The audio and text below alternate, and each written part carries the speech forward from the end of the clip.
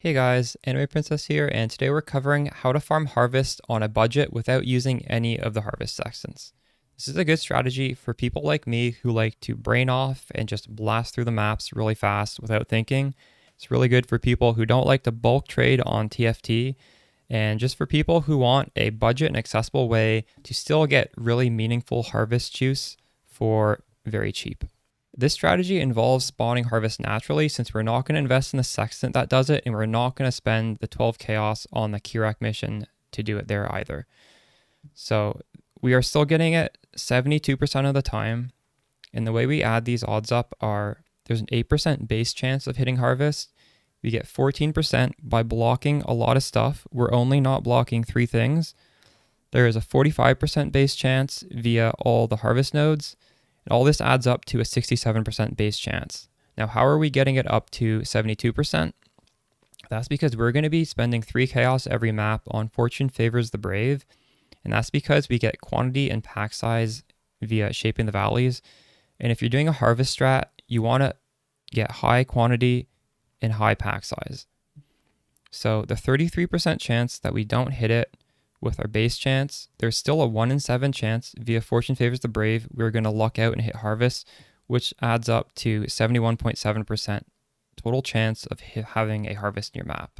This means 3 out of the 10 times we're not going to have harvest, and to me this is perfectly fine since a well-juiced map with lots of quant and lots of pack size feels good whether or not we have a harvest in it. So to me, there's no downside doing this. We just blast through maps really quickly. Most of the time we have a harvest, sometimes we don't.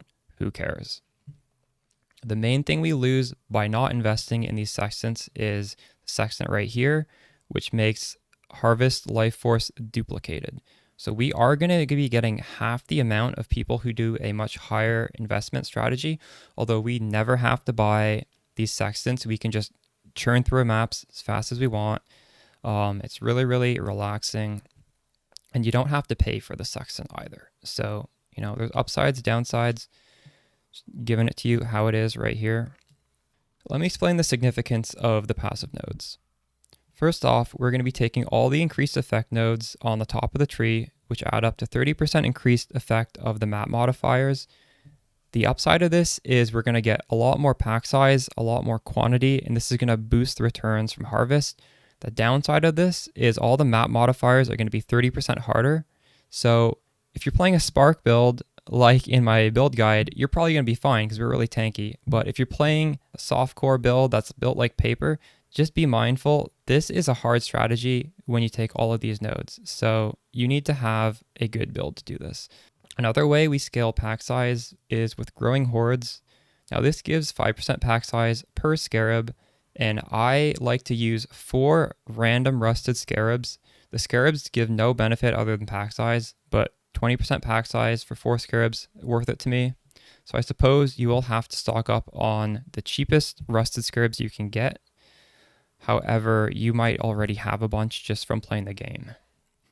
As I hinted to earlier, we are also getting quantity and pack size by paying 3 chaos to do Fortune Favors the Brave. As for the rest of the points, we're investing in shrines and strong boxes because these are extremely fast mechanics to do, and we don't want to slow down our maps. And over here, I'm blocking purple and blue juice. Now, you're just going to have to look at the market to see what is worth the most at any given point in time. Right now, it's yellow, so we're not going to block yellow. The reasoning behind going Eater of Worlds rather than Searing Exarch is the node Eldritch Gaze, which gives us 50% increased effective upsides. We're fishing for the increased quantity altars, and when we hit those, they will get 50% increased effect. Now, a quick little refresher for how you guys want to roll your maps. You want them all to be quantitied up to 20 with chisels, and you want to have them scoured. Now, you go on the regex site. I personally filter for at least 22% pack size because that is a pretty easy number to hit. And we do want to have a high amount of pack size due to how it affects our returns. And you're going to want to block any modifiers you can't run. Now, my own Spark guide that I'm playing myself can do everything except for cannot regen. So for me and anybody playing my build, you are good to go without blocking almost anything. So we just paste that code down here, and then we're going to alch everything. And the stuff that don't highlight are going to be re-rolled. So we can quickly look at why these are being re-rolled. Low pack size, low pack size. These are all, oh, this has high, this is cannot regen. So in that case, we just scour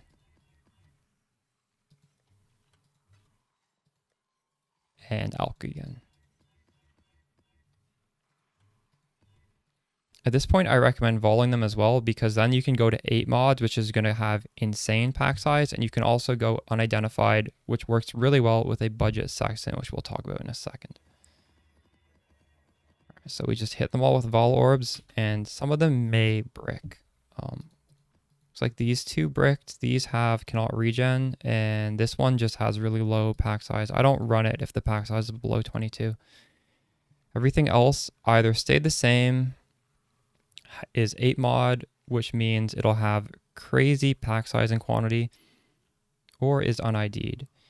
And for unID'd maps, there is a sextant that I personally bulk buy every league for any strategy for unID'd maps, which is 20% increased pack size with unidentified maps. These are extremely cheap. In past leagues, they were like 2 chaos. This league, I think they're 6 chaos each. But the 20% pack size is worth it. So if there was one sextant you guys would want to buy, I would suggest buying that one, because it's just very budget and it will pay off. So now we have all our maps ready to go. Quick note on map sustain, you're going to want to pick your favorite map. For me, it's Crimson Temple. You don't have to copy me here. Favorite, most of the nodes is Crimson Temple, and one node needs to be connected with these dotted lines to Crimson Temple. I'm choosing Siege for that connection. And if you ever happen to run out of Crimson Temples, you just pop in a Siege and it's going to shower you with the map that is connected to it, which would be the one we like. So that's how we go about map sustain with any strategy really, but also with this one. Let's demo a map to show how it should be run. So I'm going to grab a map. As for sextants, I generally just throw on 4 random ones. No matter what you're doing, the extra packs from the sextants generally will pay for themselves. So I like to do any strat with 4 sextants. Sometimes we might luck out and hit one of the harvest ones, but it's okay if we don't. We are going to have 4 of the really bad rusted scarabs. These don't have any effect other than pack size. And fortune favors the brave as well for increased pack size and quant. Now, you do not have to do Crimson Temple, but I'm choosing to do it because of the Chase Div card and also because it's a good layout for Spark. So just run this on your favorite map.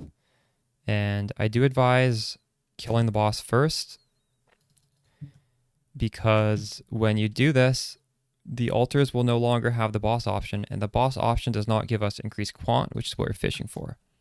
So I generally run to the boss, and then so I don't get confused over what I've done and what I haven't done, we'll just start running back to the entrance. We got first quant altar right there.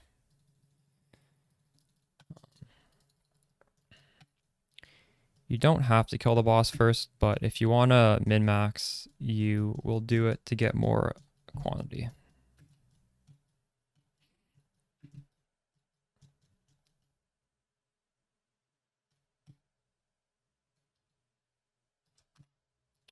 And along the same lines, if you do find the harvest, you're just going to want to remember where it is and then full clear the map to make sure you get all the quant altars and then run back to do the harvest.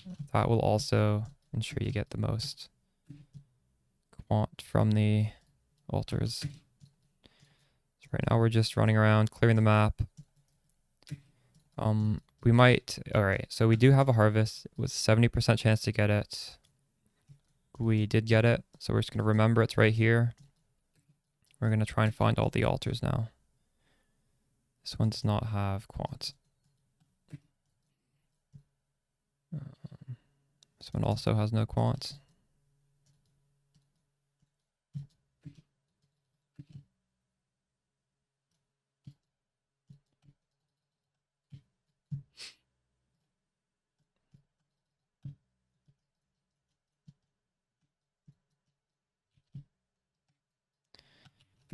Now onto the left side of the map.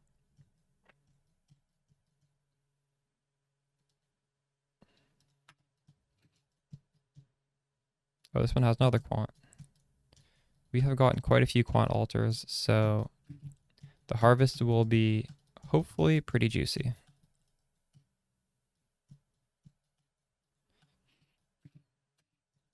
I'm not going to pick up all this loot because it's just going to drag out the video. But there is quite a bit of loot on the ground, as you can see, just from all the quants and pack size. All right, looks like we've finished the map, so let's go into the harvest. When you're choosing between the plots, the worst monsters are at the top.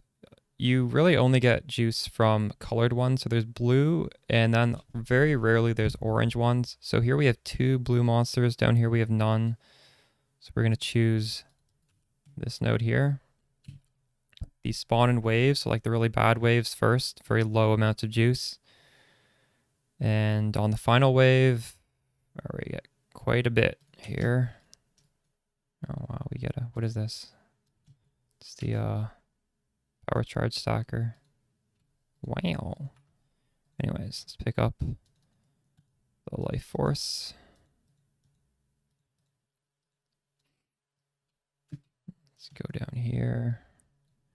Got 1 over here and 1 over here. If they're equal, just want to pick whichever one is worth more at the moment.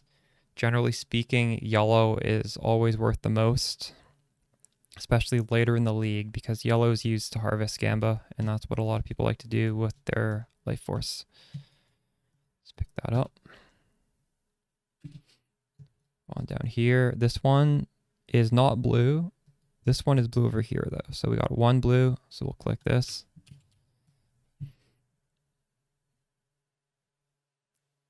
And we're waiting for the last wave. All right, got a bunch of stuff from there. 1-to-1, doesn't really matter which you choose. For Spark, I use the blue to craft, so for me personally, I'm going to choose this one. Maybe at the time you're watching this, though, one of either blue or purple will be worth more, so you should do a quick price check first. All right, looks like we didn't have the good luck of having the second plot not wilt for any of these, but we did have, how much quant did we get? We have 72 quant, which is fairly lucky, and the map itself is 80 pack size, 240 quant, so we end up with just under 2,000, which is fairly average for what you can expect on this low budget harvest strategy. So that's how the strategy works. Fairly simple. We're just going to be pumping through these maps, throwing on random sextants, fortune favors the brave, 4 rested scarabs, and kill the boss at the beginning of the map. Fairly straightforward. Hope you enjoyed the video, and I will see you guys in the next one. Peace.